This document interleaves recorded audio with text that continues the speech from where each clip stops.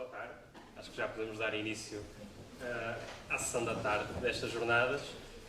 Cabe-me a mim apresentar o professor José Santos Sola, é professor catedrático de Geografia Humana na Universidade de Santiago e tem orientado a sua investigação fundamentalmente para o turismo, temática na qual tem numerosas publicações em livros e em revistas internacionais. O Caminho de Santiago, a gestão turística, necessidades históricas ou turismo rural são alguns dos eixos que têm orientado a investigação até agora. Foi o primeiro diretor do Centro de Estudos Turísticos da Universidade de Santiago de Compostela, através do qual organizava o Observatório Turístico do Caminho e o da cidade de Santiago de Compostela. Conta ainda com várias estadias de investigação em universidades da América e da Europa, bem como a participação em muitos congressos internacionais. Dou a palavra então ao professor. Muito obrigado. Boa tarde. Antes de máis, gostaba de agradecer o convite deste evento que foi adiado varias veces e finalmente aquí estamos, non? Moito obrigado e parabéns pela organización. Bon, eu, a diferenza do que falaron os meus colegas e as miñas colegas esta mañá, eu vou falar máis de turismo. Vou falar de turismo porque o Camiño de Santiago, alén de un itinerario religioso, un itinerario cultural, tamén é unha oferta turística, unha oferta eu non gosto moito de falar de produto turístico porque acho que non debería ser no sentido estrito un produto turístico o uso, non? máis ben ten unhas singularidades que debería marcar de xeito diferente o que o Camiño de Santiago. Bon, eu vou falar fundamentalmente sobre os camiños de Santiago aquí en Portugal, que desde há relativamente pouco tempo son obxecto tamén de interese por parte das políticas públicas, pelo menos do goberno central. É certo que antes designadamente a rexión norte de Portugal sí que tivo un interese moito forte sobre o turismo. Non me xo ben. Eu falaba, pois iso, que o turismo religioso nos últimos anos, a propia Organización Mundial do Turismo está a falar da importancia cada vez maior que ten as motivacións religiosas, pelo menos unha parte das motivacións religiosas, non?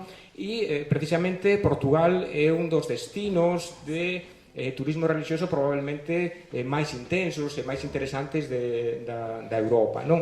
Eu aí falo dos camiños da fe, que é unha oferta turística, se non lembro mal, desde o ano 2017 do goberno ou da Delegacia de Turismo de Portugal, no que está Fátima é o grande destino de turismo religioso, un dos grandes na Europa, é un dos grandes destinos tamén no ámbito do catolicismo, non? Entón, Fátima, está aí Braga é unha das capitais históricas probablemente máis importantes da Península Ibérica desde a Idade Media, non?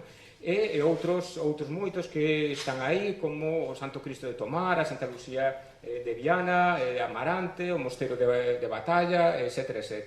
Há moitos destinos que ten unha componente de carácter religioso e que son cada día máis procurados pelo turismo, como esa mestura, non? de motivos religiosos, culturais, etc.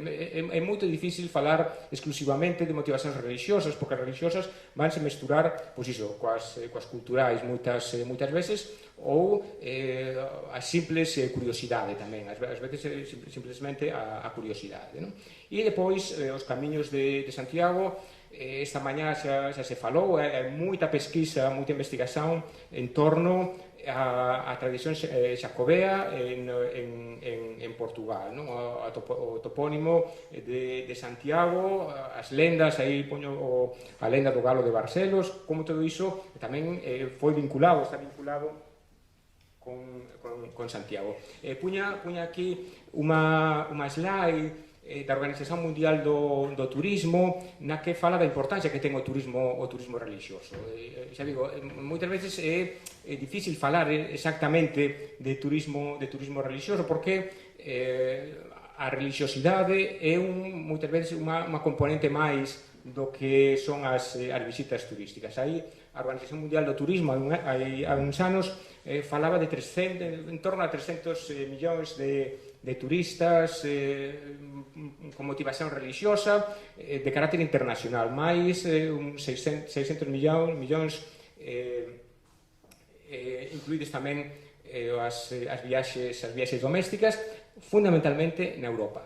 40% na Europa, e a propia Organización Mundial do Turismo fala da importancia que ten a religión, ou neste caso o turismo motivado pela religión, para o desenvolvimento dos povos, para o desenvolvimento económico, como pode contribuir o turismo para o entendimento entre os povos, mas tamén para o desenvolvimento económico. Ben, no caso de Portugal, eu peguei esa cita do Arlindo da Cunha na revista Ad Limina, non? Que é unha revista, falou antes o Miguel Taín desta revista, non? Unha revista vinculada coa cultura xacobea, que falaba, afirmaba sen dúbida que Portugal é o país europeo no que a devoción, a peregrinación xacobea entraran con máis forza na alma popular, non? Há moitos símbolos, probablemente falaba antes, o símbolo máis internacional de Portugal, que é o Galo de Barcelos, que está vinculado coa tradición xacobea, non?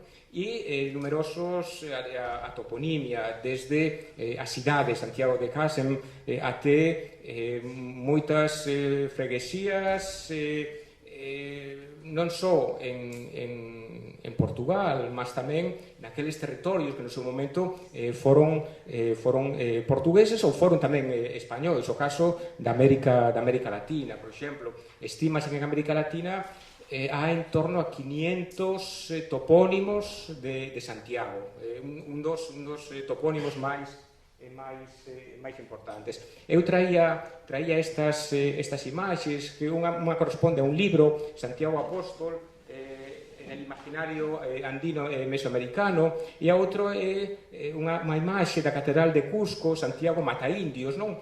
Porque Santiago, ou polo menos así o lín eu, Santiago vai ser unha representación dun dos deuses incas máis importantes, o terceiro na hierarquía dos povos incas, non? Que era Illapa, que era o deus do clima, era o deus das tormentas, non? E Santiago, un dos motivos pelos que Santiago vai ser tan popular é porque os povos indígenas, neste caso fundamentalmente os incas, mas probablemente tamén outros povos de Mesoamérica, van incorporar Santiago como o seu antigo Illapa, non? Que era un dos deuses máis representativos. Bon, probablemente xa saben mellor que a min que no caso de Portugal, o interese do goberno de Lisboa, estamos a falar, o goberno central, pelos camiños de Santiago é relativamente recente, non? O decreto do ano 2019, no que pela primeira vez o goberno vai regulamentar a salvaguarda, a valorización e conservación dos camiños en Portugal. Antes desa data eran os municipios fundamentalmente os que ou as freguesías, as entidades públicas, os organismos públicos que xestionaban os camiños de Santiago xunto con as asociacións de amigos dos camiños e, por tanto, era moito fragmentado porque dependía dos intereses que tiveran esas freguesías ou que tiveran eses municipios, non? A partir do ano 19 vai comezar todo un proceso de certificación que vai implicar, entre outras cousas, a necesidade de unha entidade xestora, un plano de xestão e de valorización dos camiños que van ser certificados e, por tanto, un interese que vai recoñecer efectivamente ese carácter histórico e ese carácter estratégico que vai ter tamén para Portugal os camiños de Santiago, e mesmo vai asumir a simboloxía internacional, non? Estamos a falar da seta, estamos a falar da vieira, non? Como símbolos que van a identificar os camiños de Santiago tamén en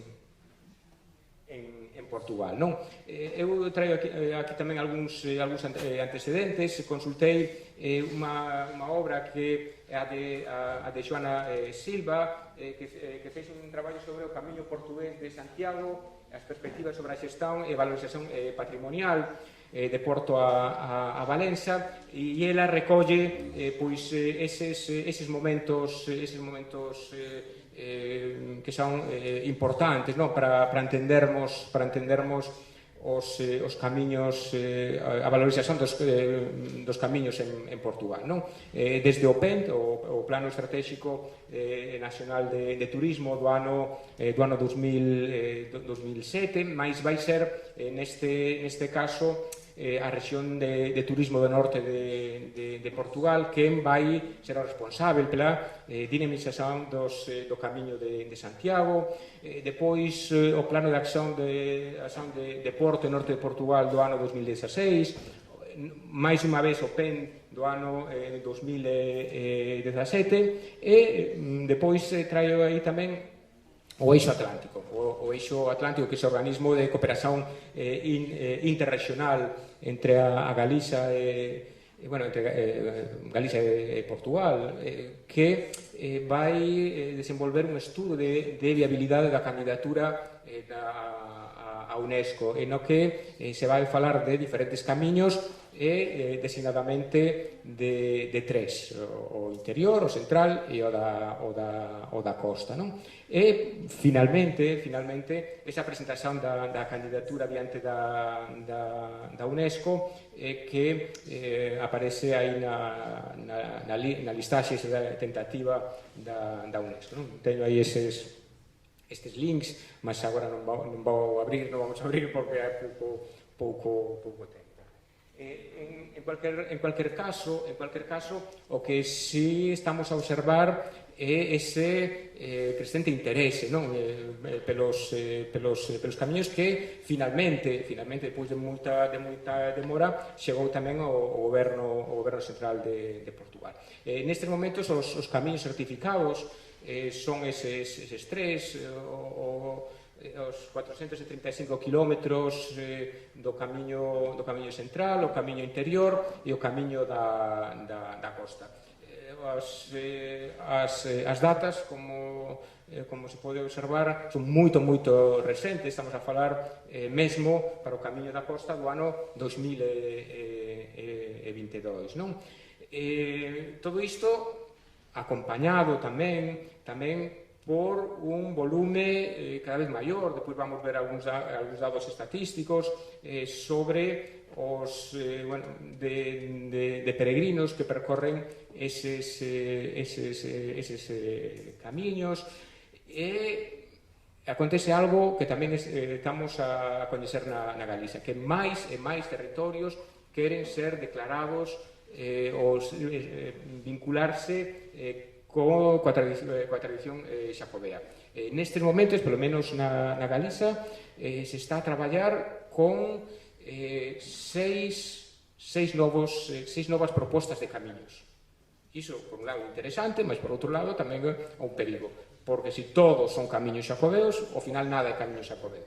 Entón, ese é un dos elementos nos que se está a debater.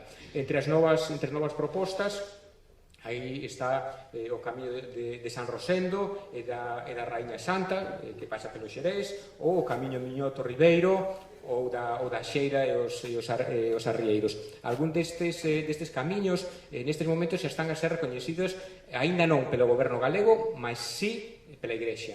É dicer, percorrer eses camiños, un pode solicitar ou chegar a Santiago a Compostela. E iso crea unha certa desequilibrio entre o que está a falar o goberno, neste caso o goberno galego, que aínda non recoñeceu eses camiños, e a Igrexa, que está a entregar as certificacións das persoas que percorreron estes camiños.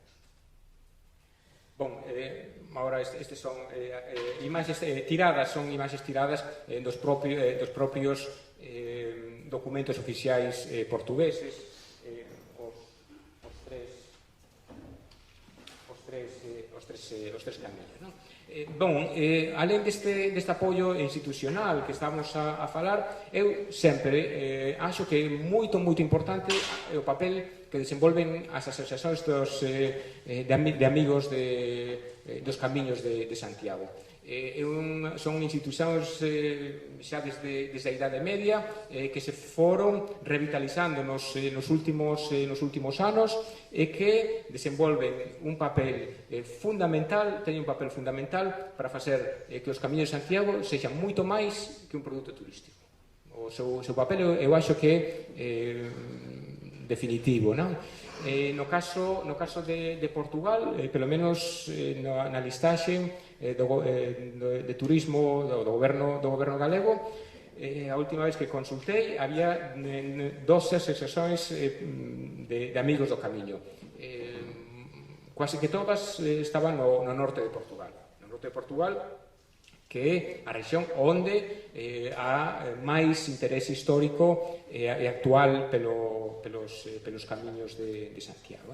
E depois eu aí incluo algunhas que eu acho que tamén é moito importante para termos a visibilidade, non? A visibilidade dos camiños.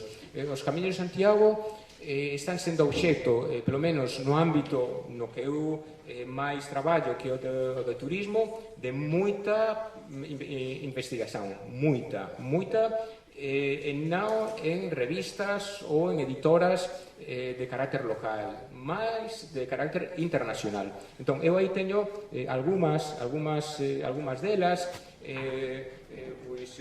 A primeira revista é a revista de Turismo e Desenvolvimento, que é unha revista de Aveiro, unha revista da Universidade de Aveiro, unha boa revista.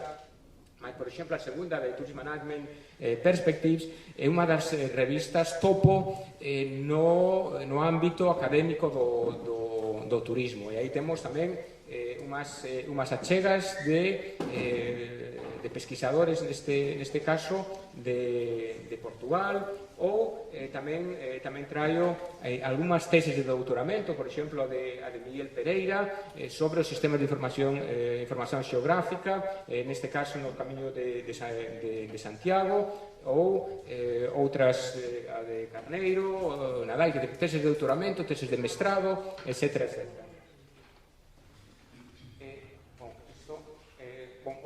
Os camiños marítimos tamén, igual que no caso galego, que se están a recuperar eses camiños marítimos, non? Eu traía xa, teño dois minutos apenas, traía estes gráficos, estas imaxes, como foi evoluindo desde o ano 89 os peregrinos a Santiago. Os picos corresponden cos anos santos e a cor laranxa, máis ou menos laranxa, son os peregrinos que non son españois. por tanto, os estranxeiros, e que nos últimos anos tamén creceron de maneira moito importante. E estes son os portugueses. Os portugueses, iso é, se non lembro mal, até agosto deste ano. O número, o volume de peregrinos de Portugal, exceptuando, obviamente, o ano 20, unha parte do ano 21, foi sempre crecendo moito, non?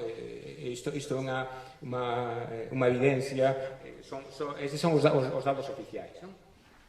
Mas estes son os peregrinos que percorren os camiños portugueses, é dicir, non teñen de ser necesariamente portugueses.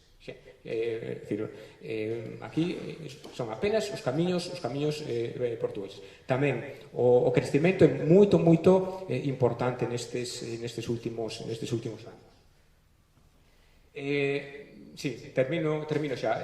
Os peregrinos portugueses, por exemplo, eran apenas 3.500 no ano 2004 e no ano 2019 eran 17.000 portugueses, non? E pelos camiños portugueses pasamos de 5.500 no ano 2004 a perto de 100.000 no ano 2019 de peregrinos percorrendo os camiños de Portugal. Porto, por exemplo, no ano 2005 tiña 700, foi o ponto de comezo dos camiños de 740 persoas. E no ano 19 foron 27.000 ou 28.000 prácticamente, máis 11.000. É dicir, o camiño que comeza en Porto e Porto Costa. Por tanto, Porto é o segundo ponto de inicio da rota máis importante. O primeiro, Sarria, que son os 100 km, e se sumamos Porto máis Porto Costa, supera a Sanxente de pouco. As conclusións, vou só os desafíos, vou falar exclusivamente dos desafíos que debemos insistir. É importante non trivializar e non converter os camiños de Santiago nun produto turístico máis. Eu acho que iso é moito importante. O traballo conxunto das administracións, dos axentes turísticos e das institucións, e finalmente coordenar a coordenación entre todos os itinerarios, non? Eu acho que estes son algúns dos desafíos para os próximos anos. Finito. Gracias.